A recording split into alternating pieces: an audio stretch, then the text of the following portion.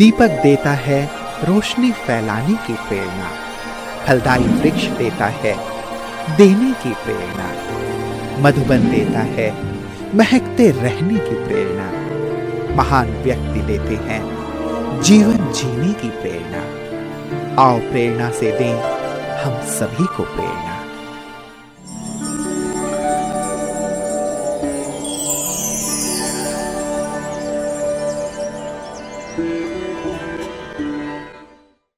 पादरा गुजरात राज्य के बड़ोदरा जिले में स्थित एक नगर है।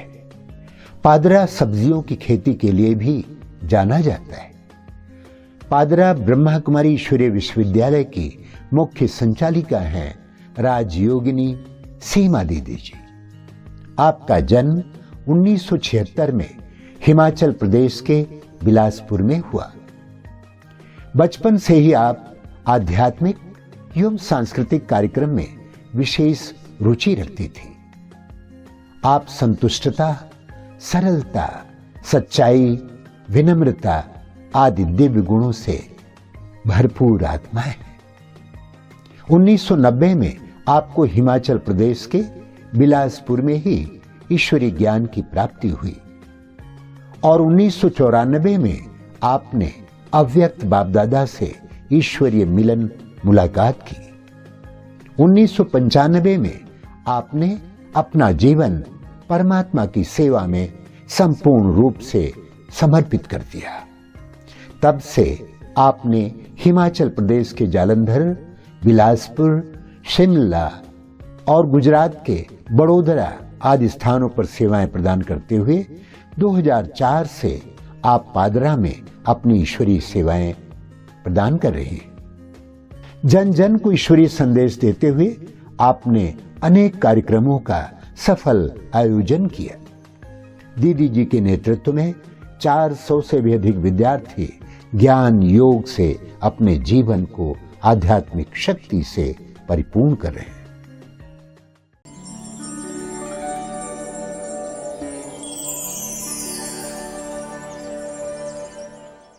मेरा जन्म 21 अक्टूबर 1976 में हिमाचल प्रदेश के डिस्ट्रिक्ट बिलासपुर ज़िले के एक छोटे से गांव में हुआ, जहां पर मुझे एक बहुत ही सुंदर आध्यात्मिक परिवार मिला, जिसके अंदर सभी को भगवान के प्रति बहुत आस्था थी, प्यार था, श्रद्धा थी, भावना थी।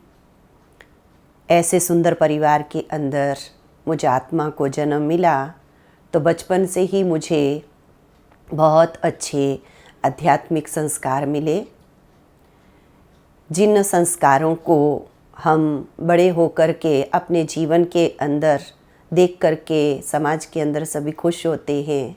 तो वो बचपन से ही मुझे मेरे माँ बाप ने, मेरे सारे परिवार ने बहुत सुंदर संस्कार, दैवी संस्कार दिए, जिसमें सच्चाई सफाई से रहना, बड़ों का आदर करना, रिगार्ड रिस्पेक्ट करना और सभी के साथ मिलजुल के चलना, किसी के साथ कोई भेदभाव नहीं रखना और सभी को अपना समझ करके चलना, हर एक के प्रति दया रखना, प्रेम रखना। ऐसे बहुत सारे अच्छे अच्छे संस्कार मुझे बचपन से ही प्राप्त हुए थे और भक्ति के संस्कार तो इतने मिले थे कि हमारी सुबह भी भगवान के चेहरे को देख के होती थी और शाम को भी हम भगवान के दर्शन करके ही सोते थे। जब तक हम पूजा पाठ आराधना नहीं करते थे तब तक हमारे को घर में खाना पीना भी नहीं मिलता था, इतना हमारे ऊपर अटेंशन दिया जाता था। और जब भी हमसे कोई गलती होती थी या कुछ भी किसी को थोड़ा सा भी दुख दिया जाता था तो भी हमें पनिशमेंट मिलती थी कि हमें किसी को भी दुखी नहीं करना चाहिए, क्योंकि सब भगवान के बच्चे हैं। इस धरती पर सभी को प्रेम से रहने का अधिकार देना चाहिए।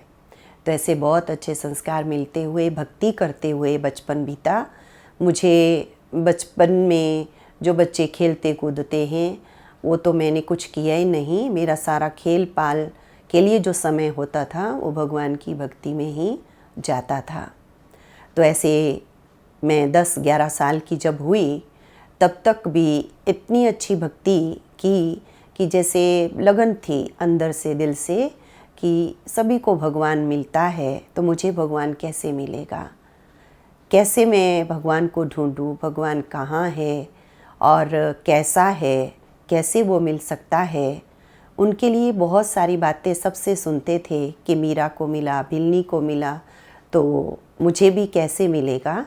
तो वो मैं ढूंढती रहती थी, सभी से पूछती रहती थी, लेकिन कोई भी मुझे इसके बारे में कोई अच्छी जानकारी नहीं दे पाता था।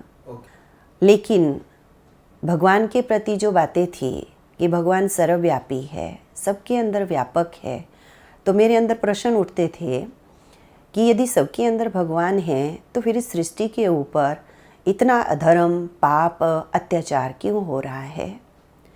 यदि भगवान हम सब में हैं तो हम सब एक दूसरे को सुख क्यों नहीं देते हैं, हम दुख क्यों देते हैं। और भगवान तो हमेशा सुख ही देते हैं, अच्छे कर्म सिखाते हैं, तो भगवान हमारे अंदर बैठ कर के क्यों बुरे कर्म करता है। तो ऐसी बहुत सारी बातें थी मन में और भगवान का परिचय जानने की बहुत इच्छा थी, क्योंकि ढेर सारे भगवानों को हम मानते थे। जहाँ जाएं सब यही कहते थे कि ये भी भगवान है, इसको मानो, ये भी भगवान है, इसको मानो। तो मन में प्रश्न उठता था बार बार कि इतने भगवान थोड़ी हो सकते हैं। जैसे घर का मालिक एक होता है तो ऐसे सृष्टि का मालिक भी तो एक होना चाहिए। तो ये एक कौन है, उसकी खोज भी मन में बहुत थी और वो सबके अंदर व्यापक है। तो फिर यहाँ दुनिया के अंदर इतने पाप कर्म क्यों हो रहे हैं, ये जानने की बहुत इच्छा थी। और हम भगवान से बातें करते थे कि आप ऐसा सुंदर संसार नहीं बना सकते जिसके अंदर सभी प्रेम से रहें, शांति से रहें, मिलजुल के रहें।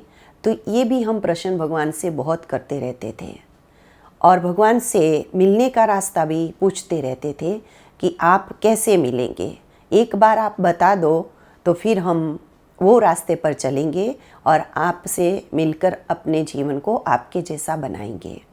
तो ऐसे सब प्रश्न उठते रहते थे इतनी छोटी उम्र के अंदर ही। फिर 10-11 साल की जब उम्र हुई तो उस टाइम अचानक ही हमारे को ये सौभाग्य प्राप्त हुआ कि हमारे परिवार में से हमारी लौकिक मासी, तो वो हमारे डिस्ट्रिक्ट बिलासपुर में रहती थी, शहर में रहती थी और हमारा घर गांव में था, इसलिए हमारे तक तो ये ज्ञान पहुंचना बहुत दूर की बात थी। लेकिन वो शहर में होने की वजह से डॉक्टर थे, तो उनके संपर्क में एक भाई आए, ब्रह्मा कुमार भाई, तो वो उनको लेके आबू गए। आबू गए तो हमें पता चला कि हमारे मासी जी हैं वो मधुवन गए हैं। तो हमें लगा कि मधुवन वही होगा जहाँ श्री कृष्ण जी रास लीला करते थे। तो जब हम हमारे मासी जी मधुवन से जाके आए और फिर हमारे को फ़ोन किया कि मैं आपके साथ सबके साथ मिलने आ रही हूँ और मधुवन में गई थी, वहाँ से मैंने बहुत सारा ज्ञान सुना है, तो आप सभी को मुझे सुनाना है। तो हमारे घर जब आए तो हमें ये भी डायरेक्शन दिया कि सभी नहा धो कर के रहना और खाना मैं खुद बनाऊंगी, आप सब नहीं बनाना। जबकि हमारे घर वो जब भी आते थे तो हम ही उनके लिए सब कुछ बनाते थे। तो हमें लगा पता नहीं कौन से मधुवन में गए, कहाँ से ही कौन सा ज्ञान लेके आए हैं जो हमें मना कर रहे हैं। तो जब वो आए तो उन्होंने हमें फिर सबको बैठ कर के सत्संग कराया, सारी बातें हमारे को मधुवन की सुनाई। तो हमें पता चला कि इस सृष्टि के मालिक कौन हैं, कौन इस धरा पर कब आते हैं और कब आकर के वो अपना परिचय देते हैं और अपने मिलने का रास्ता बताते हैं। तो जो मेरे मन के बहुत सारे प्रश्न थे ना, वो सारे प्रश्न मासी जी से मैंने पूछ करके उनका सॉल्यूशन लिया। तो मासी जी को जितना समझ में आया था उतना उन्होंने हमें समझाने की पूरी कोशिश की। फिर हमने मासी जी को कहा कि अब हम कैसे शिव परमात्मा को याद करें, यदि शिव ही सृष्टि के मालिक हैं तो कैसे हम उनके साथ मिलें, बातें करें। तो उन्होंने थोड़ा सा हमें मेडिटेशन का तरीका भी बताया। तो धीरे धीरे हम उनकी समझ अनुसार करने लगे। परंतु उस टाइम जो है पूरे डिस्ट्रिक्ट बिलासपुर के अंदर सिर्फ एक पाठशाला चलती थी और कोई वहाँ सेंटर नहीं था, कोई वहाँ बहनें नहीं थी। लेकिन जैसे ही हमारे मासी जी इस ज्ञान के टच में आए तो उन्होंने काफ़ी वहाँ मेहनत की और जिसके कारण 10-15 परिवार ज्ञान में निकले। फिर उन सब ने इकट्ठे होकर के हमारे जो पंजाब के अंदर जलंधर हमारा सेवा केंद्र था बड़ा, वहाँ से बहनों को बुलवाया और वहाँ पर सेवा केंद्र की स्थापना की। जैसे ही वहाँ पर हमारा ब्रह्मा कुमारी जी सूर्य विश्वविद्यालय का सेवा केंद्र खुला, जलंधर से हमारे पास हमारी आदरणीय शुक्ला दीदी वहाँ आए। वो भी हमें बिलासपुर वालों को बहुत सुंदर सौभाग्य मिला, तो हमारे को भी वो पालना उनके द्वारा प्राप्त हुई। फिर ज्ञान की शुरुआत तो हमारी वहाँ से हो गई और वहाँ से हमारे को दीदी के द्वारा सारी संस्था की जानकारी धीरे धीरे मिलती गई और जो हमारी अंदर से मन से जानने की इच्छा थी वो भी पूरी होती गई। और मेडिटेशन के आधार से जो भी हमें भगवान से मिलकर के प्राप्तियों की महसूसता करनी थी वो भी हम करते गए। और उसके बाद हम 2-3 साल तो हमने स्टडी की 10वीं तक। फिर हम जलंधर सेवा केंद्र पर सेवा करने के लिए आए और हमारे को इतनी अच्छी वहाँ पर पालना मिली, इतना अच्छा आध्यात्मिक वातावरण मिला, तो हमने इस जीवन को समर्पित करने का निर्णय लिया। कोई भी माँ बाप आप इतना जल्दी अपने बच्चों को इस रास्ते पर चलने के लिए तो कोई भी इतनी जल्दी छुट्टी देता नहीं है। तो हमारे जीवन में भी वो पड़ाव आया कि माँ बाप ने भले ज्ञान को समझा था, मधुवन आए भी थे, सारे परिवार को ज्ञान बहुत अच्छा लगता था, लेकिन वो ऐसा नहीं चाहते थे कि हमारी बेटी इसमें जाए। फिर उनको बहुत समझाने की कोशिश की, उन्होंने अपने तरीके से बहुत प्रयास किए रोकने के, लेकिन जब उन्होंने मेरी लगन देखी और मेरा विश्वास देखा और मेरा इसी संस्था के अंदर आने का जो झुकाव देखा, तो फिर उन्होंने भी बहुत रोका नहीं और जितने उन्होंने रोकने के प्रयास करने थे किए, लेकिन मैं पीछे नहीं हटी। फिर बाद में अंत में मैंने अपने मम्मी जी को ये कह कर के मनाया कि आपको मेरे इस जीवन बनाने पर थोड़ा डाउट है कि मैं वहाँ रह सकूँगी कि नहीं, पूरा जीवन वहाँ पर बिता पाऊँगी कि नहीं। तो हमारे माउंट आबू से हमारे आदरणीय प्रकाशमणि दादी जी जलंधर आ रहे हैं। वहाँ पर 4 कन्याओं का समर्पण समारोह का कार्यक्रम रखा हुआ था। तो मैंने मम्मी जी को मनाया कि आप वहाँ चलो। हमारे आदरणीय राज दीदी जो जलंधर सेंटर के इंचार्ज थे, तो वो दादी जी से बात कराएंगे और दादी जी मुझे देख कर के यदि कहेंगे कि आप इस कन्या को बाबा के यज्ञ में रहने दो, तो मैं बाबा के यज्ञ में रहूँगी और दादी जी यदि मना करेंगे तो मैं आपके साथ घर वापस आ जाऊँगी। तो ऐसे करके मैंने अपने मम्मी जी को मनाया। फिर मम्मी जी तैयार हुए और हम जलंधर सेवा केंद्र पर उस कार्यक्रम में आए जहाँ पर दादी जी 4 कन्याओं के समर्पण के लिए आए हुए थे। फिर समर्पण के बाद दादी जी से 12 सितंबर 1993 का वो दिन था जिस दिन दादी जी के साथ मेरी मम्मी जी की बातचीत हुई और मम्मी जी से दादी जी ने पूछा कि क्यों आप इस कन्या को समर्पण होने के लिए मना कर रहे हैं। तो मम्मी जी ने कहा कि थोड़ा पढ़े और अपने पैरों पर स्टैंड हो जाए, फिर कोई बात नहीं है, फिर हम इसको मना नहीं करेंगे। लेकिन दादी जी ने कहा तो उसके लिए कितने साल लगेंगे। तो मम्मी जी ने कहा कि अभी थोड़ा 3-4 साल तो लग ही जाएंगे। फिर दादी जी ने कहा कि उसी के बीच में यदि विनाश हो जाए और आपकी बच्ची का भाग्य बनता बनता रह जाए तो क्या होगा।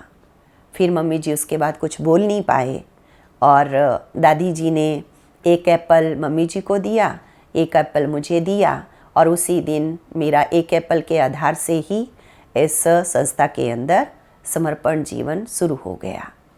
तो उन्हीं दिनों जलंधर में रहते हुए ही 1994 18 जनवरी को हमें बाबा से मिलने का सौभाग्य मिला। पहली बार हम जब मधुवन आए तो मधुवन आकर के तो हमें ऐसे लगा जैसे कि मैं यहाँ पर कई बार आ चुकी हूँ, और दीदी के साथ मैं उल्टा जैसे बोलते हैं कि दीदी की ब्राह्मणी बन कर के मैं गई थी, जबकि मैं पहली बार ही गई थी। तो दीदी के साथ मुझे दीदी के लिए सब कुछ करना होता था, तो दीदी मुझे भेज देते थे कोई भी कारोबार के लिए। तो मैं मधुवन की गलियों में जाती थी कुछ भी कारोबार करने के लिए, तो मुझे ऐसा नहीं लगता था कि मैं पहली बार आई हूँ। हर कार्य को मैं कर भी पाती थी और हर स्थान को मैं सहजता से ढूंढ भी लेती थी, और ऐसा लगा था मुझे कि जैसे कि मेरा घर है, यहाँ मैं कई बार आ चुकी हूँ और अभी भी आई हूँ, तो कुछ मुझे नयापन नहीं लग रहा है। और जिस दिन 18 जनवरी को बाबा से मिली, तो बाबा से मिल कर के तो ऐसा लगा कि जैसे बाबा ने मुझे, मैं अपने आप को बहुत बचपन में कमज़ोर महसूस करती थी, मेरे में कुछ भी बोलने की हिम्मत नहीं होती थी किसी के सामने, जैसे डर के संस्कार होते हैं, और कभी भी भाग नहीं लिया था किसी भी क्षेत्र में। तो सेंटर में जब हम रहने लगे तो फिर ज्ञान भी सुनाना होता है, मुरली भी सुनानी होती थी, बाहर जाकर के सेवा भी करनी होती थी, तो बहुत मुझे मुश्किल लगता था। लेकिन जैसे ही बाबा से मिले तो बाबा ने जैसे कि वो दृष्टि देकर के ऐसे शक्ति भरी कि कहा कि बच्ची तू शिव शक्ति है और शिव तेरे कंबाइंड है, और शिव का वरदानी हाथ हमेशा तेरे सिर पर है, इसलिए तू निडर हो करके शिव शक्ति बन करके अपने कार्य को करने के लिए हमेशा आगे बढ़ो। तो मैंने उस दिन से जैसे महसूस कर लिया कि मैं अभी अकेली नहीं हूँ, मेरे साथ स्वयं परमात्मा हैं जो मेरा साथ देंगे, और जिन्होंने मुझे अपने शरण में लिया है। फिर टीचर बनने की प्रेरणा तो मुझे जलंधर की जो हमारी चारों दीदियाँ थी उनसे ही मिली, क्योंकि वो बाबा मम्मा की पालना में पले हुए थे, तो उनके जीवन बहुत ही उच्च विचारों से भरपूर थे। जैसे हम आदरणीय मैं राज दीदी को देखती थी वहाँ के जलंधर के, तो उनका जीवन ब्रह्मा बाबा की तरह मुझे नज़र आता था, क्योंकि वो पिता की तरह पालना देते थे। और जो आदरणीय शुक्ला दीदी थे, उनका जीवन मेरे को माँ की तरह, मम्मा की तरह लगता था, क्योंकि वो मम्मा की तरह पालना देते थे। और हमारे एक आदरणीय कृष्णा दीदी थे, तो वो भोले भंडारी, जो भोली दादी है हमारी, तो भोले भंडारी की तरह वो हमारे को लगते थे। और हमारी अरुणा दीदी है, वो हमारे को कम खर्च वाला नसीन, जैसे बाबा सिखाता था हमेशा कि जब यज्ञ में बेगरी पार्ट आया तो कैसे पाई पाई को बचा करके यज्ञ का कारोबार किया, तो हमने अरुणा दीदी से वो सीखा। तो उनके ऐसे जीवन को देख करके हमने निर्णय लिया कि हमें भी ऐसी टीचर बनना है कि जिसके अंदर ऐसी सब एबिलिटी हो।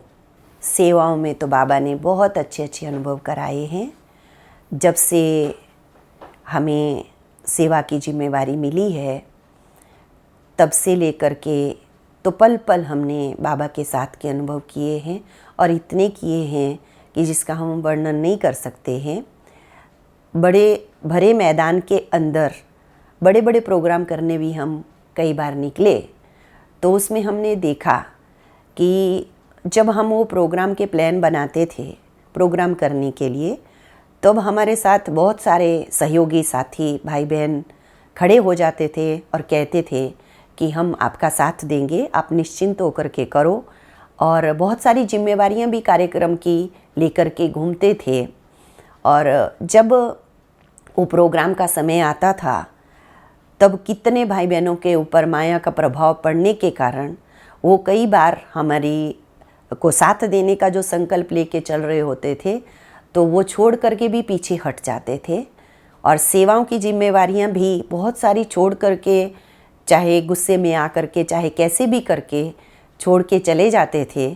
तो उस टाइम भी हमने देखा कि बाबा किस प्रकार से अपनी सेवाएं निर्विघ्न करवा रहा है, और मुझे महसूस भी नहीं होने देता था कि जो चली गई आत्माएं, जो साथ नहीं दे रही हैं आत्माएं, उनके ड्यूटियों को भी कौन दूसरा किस तरह से प्यार से निभा करके मेरा मददगार बन रहा है, मना बाबा की सेवा का मददगार बन रहा है। तो बाबा एक पल पल हर सेवा के अंदर मुझे ये अनुभव कराते हुए आज तक आगे बढ़ा रहे हैं और बाबा ने बढ़ाया है। दादियों के साथ के अनुभव भी बहुत अच्छे हैं और दादियों से मैंने हर एक दादियों से मैंने कुछ ना कुछ सीखा है। जैसे हमारे बड़े दादी थे, आदरणीय दादी प्रकाशमणि जी, तो उनके जीवन से हमेशा सच्चाई, सफाई, जो दादी हमेशा कहते थे, सच तो वीठो नच, है ना, सच का बोलबाला और झूठे का मुंह काला। तो मेरे को दादी का ये बोल बहुत पसंद आता था और मैं हमेशा अंदर यही पक्का करती थी कि मुझे भी दादी की तरह हमेशा सत्यवादी बनना है और अंदर बाहर सबके साथ एक होकर के चलना है। तो दादी से मैंने ये सीखा और जानकी दादी से एक बल एक भरोसा।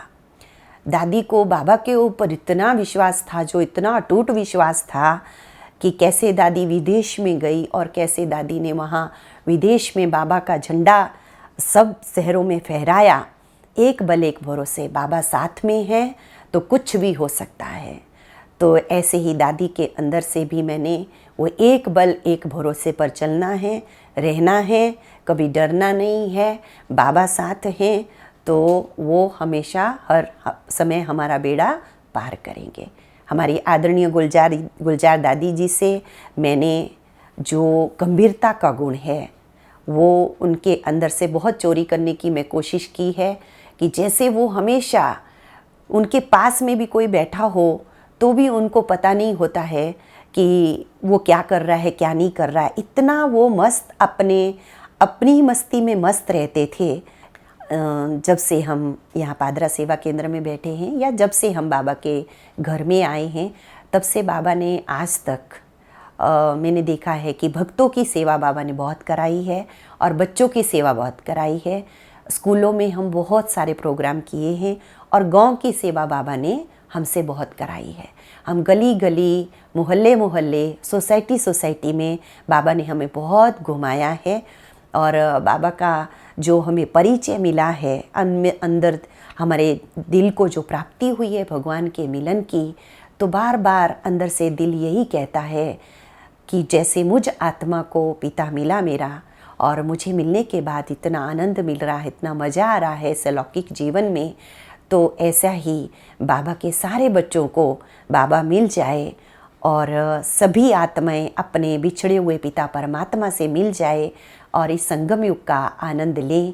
तो उसी उम्मीदों के साथ हम सभी आत्माओं के पास बाबा का संदेश लेकर के जाते रहते हैं और बाबा हमारे द्वारा सभी तक अपना संदेश पहुंचाने की सेवा कराते रहते हैं। जब से हम बाबा के द्वारा ये जीवन जो प्राप्त हुआ है हमें, तब से वैसे बाल्यकाल से हमें बहुत सारे आध्यात्मिक संस्कार तो मिले ही थे, लेकिन फिर भी जब से सेंटर में आए हैं तब से आज्ञाकारी, वफादार, फरमानबरदार, बड़ों का रिगार्ड, रिस्पेक्ट रखना, आदर रखना और सबके साथ एकजुट होकर के रहना, सहयोग की भावना से रहना, मदद रूप रहना सबके साथ और कभी भी किसी के प्रति भी मन के अंदर कोई मनमुटाव नहीं लेकर के आना। तो ये बहुत सारे गुण मेरे को बाबा के सेंटर पे आने के बाद अच्छे लगे हैं। पहले भी अच्छे लगते थे। अभी हमारा पुरुषार्थ जो चल रहा है वो यही चल रहा है कि ये तन बाबा का है, मन बाबा का है, यज्ञ बाबा का है, बच्चे बाबा के हैं, सब कुछ बाबा का है। इसमें हमारा थोड़ा भी मैंपन सूक्ष्म में भी न आए, ये हम ध्यान देते रहते हैं और इसी का पुरुषार्थ हमारा चलता रहता है। सूक्ष्म तैयारी हमारी यही चल रही है कि जितने भी अभी कोई ऐसे बंधन हैं जो महसूस होते हैं, कभी जैसे कर्म भोग का कभी बंधन लगता है, शारीरिक कष्ट जब आते हैं तो अंदर से हम आदरणीय गुलजार दादी को याद करते हैं, सभी दादियों को याद करते हैं कि उन्होंने किस प्रकार से पुरुषार्थ किया होगा, जो इतने कर्म भोग आने के बाद भी उनको कर्म भोग महसूस नहीं होता था। हमेशा उनके चेहरे पर बाबा से प्राप्त हुई प्राप्तियाँ नज़र आती थी सभी को। तो वही हम प्रयास करते हैं कि हम भी एकदम इस शरीर के कर्म इंद्रियों के द्वारा कर्म करें, लेकिन इन कर्मों को भोग का प्रभाव हमारी आत्मा पर न पड़े। तो हम हिसाब किताब समझकर इसको पूरा कर रहे हैं। और दूसरा, जो संस्कारों का थोड़ा बहुत कभी आकर्षण होता है, तो वहाँ पर भी हम उन सूक्ष्म बंधनों को भी काट रहे हैं कि नहीं, बाबा हमको इतना अच्छा बना रहा है, इतना श्रेष्ठ बना रहा है, इतना महान बना रहा है, तो बाबा की खुशी के लिए हम अपने आप को थोड़ा भी मोल्ड नहीं कर सकते, थोड़ा भी चेंज नहीं कर सकते, थोड़ा भी सुधार नहीं सकते, ये सारे बंधन अपने काट नहीं सकते हैं। तो बाबा हमारे लिए सब कुछ कर रहे हैं, तो हमें भी बाबा के लिए सब कुछ करना है। बस अंदर में यही धारणा होती है, कोई भी बंधन आए, हम बंधन नहीं समझ रहे हैं अभी उनको, लेकिन अपने चौपड़े को, अपने जो खाते को पूरा करने का ही आधार समझ रहे हैं। यही पुरुषार्थ हमारा भी चल रहा है। और ब्राह्मण भाई बहनों के लिए भी यही संदेश बार बार मन में आता है। मैं अपने जीवन में देखती हूँ कि मैं आत्मा बाबा के घर में जब आई थी तो किस लक्ष्य से आई थी। एक ही लक्ष्य था कि बाबा के घर हम जा रहे हैं अपने आत्मशुद्धिकरण के लिए। आत्मा के अंदर जितना मैल चढ़ा है 2500 वर्ष रावण राज्य में रहते हुए, तो वो सारा मैल हमें विकारों का, बुराइयों का धोना है। कोई मैल चढ़ाना नहीं है। हम लोहे की जंजीरें तोड़ के जा रहे हैं, तो हमें सोने की जंजीरों में बंधना नहीं है। तो वही मैं देख रही हूँ कि जो लक्ष्य आज तक मैंने भी बनाया हुआ है, तो मैं भी ब्राह्मण परिवार से यही उम्मीद करती हूँ कि हम जिस लक्ष्य से आए थे उसी लक्ष्य से हम पुरुषार्थ करें और इन सोने की जंजीरों में हम न बंधें। जो भी हमको थोड़ी बहुत सेवा के मैदान में या प्राप्तियों के आधार से प्राप्त होती हैं या पदवियों के आधार से मैं प्राप्त होती हैं, तो उन जंजीरों में हम न बंधें। बस हमारा एक ही लक्ष्य हो, आत्मशुद्धिकरण, आत्मा की अंदर तक सफाई, इतने तक सफाई कि जैसे हमारा भोलानाथ बाबा है, पूरी सृष्टि का मालिक है, तीनों लोकों का मालिक है, लेकिन फिर भी हम बच्चों के सामने कितना हमेशा ओबीडेंट सर्वेंट बन करके चलता है। तो हमें भी बाबा के सामने ऐसा ओबीडेंट सर्वेंट बन के चलना है। और कुछ भी चीज़ का अहम, एक भी चीज़ का सूक्ष्म अहम हमारे अंदर नहीं आना चाहिए। जितने हम महान बन रहे हैं उतने हम निर्माण बनते जाएं, तो ही हमारी महानता सबको प्रिय लगेगी।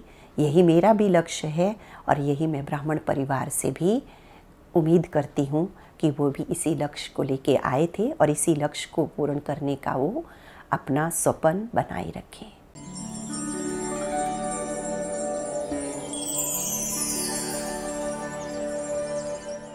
दीदी जो बच्चों को सिखाते हैं, सभी भाई बहनों को सिखाते हैं, तो अच्छी तरह से सिखाते हैं।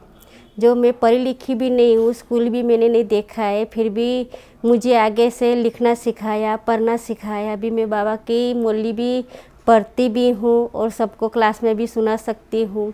इनकी पालना तो इतनी अच्छी है कि जैसे लव भी करते हैं, प्यार भी करते हैं और डांट भी देते। डांट देते तो ऐसा नहीं लगता, जैसे प्यार से समझाते भी हैं। इनकी ये विशेषता है। सीमा दीदी का मुख हर रोज़ एक हास्य मुख होता है, उसको देखकर हमें उमंग गुस्सा आ जाता है। दीदी में इतना उमंग गुस्सा होता है, जब भी हम सेवा में कहा भी जाए तो दीदी का उमंग गुस्सा देखकर हमें भी उमंग गुस्सा आ जाता है।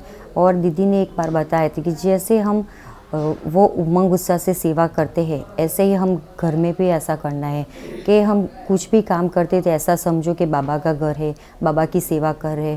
सीमा दीदी में हर गुण है, हर संपूर्ण है, 16 कला संपूर्ण है। वो मुरली सुनाते तो पहले मंथन करते हैं, फिर बाद में सुनाते हैं। और उनमें निमित्त भाव भी है और निर्माण चित्त भी है। और मैं निमित्त हूँ, ऐसा कभी सोचा नहीं कि मैं सेंटर इंचार्ज हूँ, ऐसा नहीं कि मैं, बाबा ने मुझे गद्दी दी है और बाबा मुझे चला रहा है और निमित्त बन के और चला रहे हैं। सीमा दीदी बहुत अच्छी है, वो सबको माँ की तरह प्रेम देती है और सीमा दीदी हर परिस्थिति में बाबा को आगे रखती है और कोई भी परिस्थिति आती है तो बाबा पर छोड़ के निश्चिंत हो जाती है और दीदी का हर कार्य बहुत अच्छे से हो जाता है। और दीदी की मुरली सुनाने की वो रीत तो इतनी अच्छी है कि उनका एक एक शब्द हमें इतनी अच्छे से समझ में आता है जैसे कि बाबा ही सुना रहे हैं। सीमा दीदी सबकी माँ की तरह पालना करती है और जब भी मतलब कोई प्रोग्राम होता है तो वो बहुत ही बढ़िया बाबा की सेवा करती है। पादरा में जाके बहुत ही जगह जगह जाके, जैसे कि रक्षाबंधन हो, फिर ये शिव जयंती हो, तो बाबा की सेवा बहुत ही अच्छे से करती है। ये एक उनकी बहुत बड़ी विशेषता है। मुझे दीदी मेरी लगती है। सीमा दीदी सबको एक समान पालना देती है, सबको बाबामय बनाया है। हमने दादी और दादियों की वो पालना नहीं ली है, लेकिन सीमा दीदी की पालना ली है। दीदी ने सबको पालना एक समान दी है। दीदी स्वभाव संस्कार मिलाने में नंबर 1 है। सीमा दीदी स्वमान में रहती है और सबको सम्मान भी देती है। हमारी सीमा दीदी की विशेषताएं तो वैसे बहुत सारी है। वो ऑलराउंडर सेवादारी है, पर सबसे ज़्यादा वो हमको मेडिटेशन करवाती है। मॉर्निंग में कंपलसरी हमको बोलती है कि अमृत वेला करो। फिर भोजन बनाने के लिए भी वो बोलती है कि बाबा के बर्तन एकदम शुद्ध करके बाबा को भोग लगाओ, हर गुरुवार को लगाओ और बाबा को याद करके ही भोजन करवाना है। सीमा बेन की विशेषता में वो निर्माण चित्त है और जो कुछ सिखाती है तो निर्माण हो करके सिखाती है और निस्वार्थ प्रेम दे करके छोटों के साथ छोटी, बड़ों के साथ बड़ी हो करके, और कोई अपनापन नहीं, सब बाबा का दिया हुआ है और बाबा का घर है, उसमें सभी बच्चों का अधिकार है। सीमा दीदी से हमने ये सीखा है कि दीदी ने हमको इतना स्नेह और प्रेम दिया है कि जो हमारी दीदी है वो हमारी गुरु भी है और वो हमारी टीचर भी है। तो ये 3 चीज़ के बगैर हम आगे नहीं जा पाएंगे, वो उसने हमको डिटेल में सिखाया है। और दीदी की विशेषता ये है कि वो सबको एक साथ फैमिली बना के चलती रहती है। उसमें कोई भेदभाव, ऊंच नीच, जात पात कुछ नहीं दिखता है। दीदी के आने के बाद हमको बहुत सारा प्रेम स्नेह मिला। दीदी ने हमको एक और विशेषता हमारे में ये सिखाई है कि हमेशा कोई भी चीज़ हो, मुरली को मत छोड़ना, मुरली ज़रूर पढ़ना है।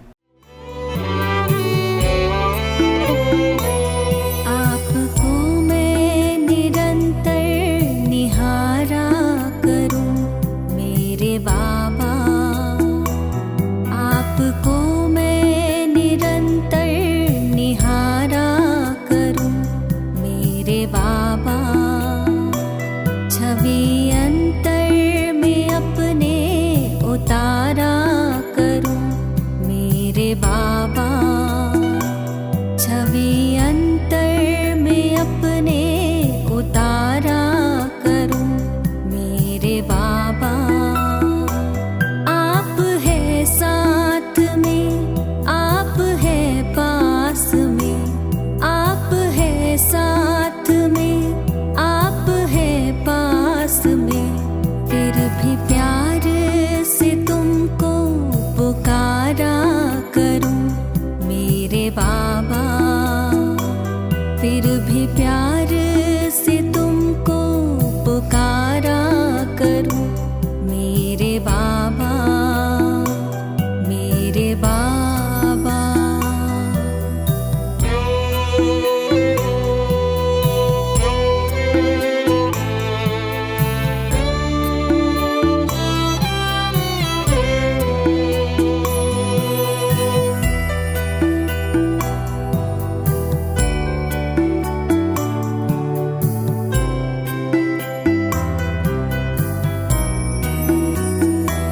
मैं निराकार को देखते देखते अब तो मैं भी निराकार होने लगी। ज्योति बिंदु मेरे आपके ध्यान में, देह दुनिया का मैं भान खोने लगी, देह दुनिया का मैं भान खोने लगी। आप यूं ही पधारे इस धाम में, बाबा, मैं परम धाम में यूं पधारा करूं मेरे बाबा।